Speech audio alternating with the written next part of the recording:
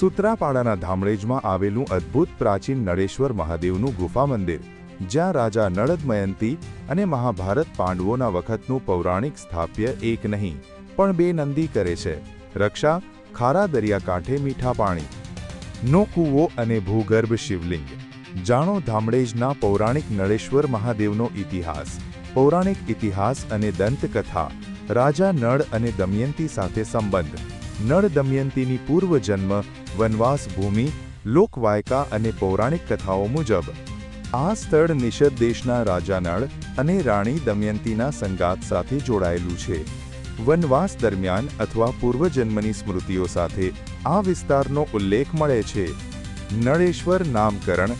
રાજા નળે અહીં રોકાણ દરમિયાન ભગવાન શિવની કઠોર તપસ્યા કરી હતી.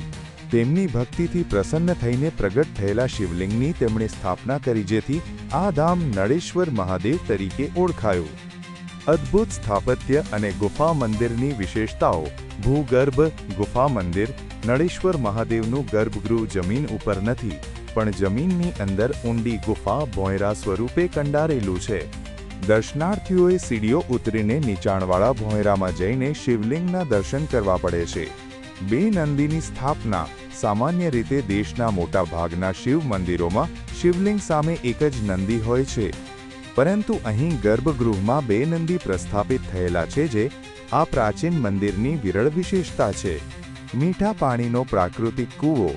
આ સમગ્ર દરિયાકાંઠાનો કોસ્ટલ વિસ્તાર હોવાથી આસપાસનું ભૂગર્ભ જળ ખારું છે, પરંતુ મંદિર પરિસરની ગુફામાં આવેલો પ્રાચીન નાનો કૂવો કાયમ મીઠા પાણીથી ભરેલો રહે છે, જેને સ્થાનિક લોકો મહાદેવનો ચમત્કાર ગણે છે. પ્રાચીન શિલાઓ અને મૂર્તિઓ. ગર્ભગૃહ અને મંદિરની બહાર પ્રાચીન કાળના પથ્થરોમાંથી કોતરેલા દેવદેવીઓની શિલ્પ, મૂર્તિઓ, ત્રિશૂળ અને પૌરાણિક ચિહ્નો જોવા મળે છે.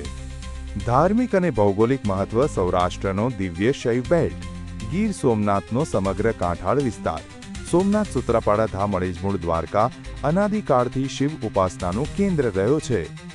શ્રદ્ધાળુઓ માટે આસ્થાનું કેન્દ્ર. પવિત્ર શ્રાવણ માસ, મહાશિવરાત્રિ અને પવિત્ર તહેવારો પર અહીં સ્થાનિકો તથા દૂર દૂરથી આવતા ભક્તો ભાતીગળ મેળાવડો રચે છે અને મહાદેવનો જલાભિષેક કરે છે. અને અમારો હેતુ માત્ર એટલો છે કે આ પૌરાણિક સ્થાપત્યને સ્થાનિક રાજનેતાઓ, ધારાસભ્ય, સાંસદ, સભ્યો, પુરાતત્વ વિભાગ, એએસઆઈ અને સરકારના ધ્યાને લાવવાનો છે.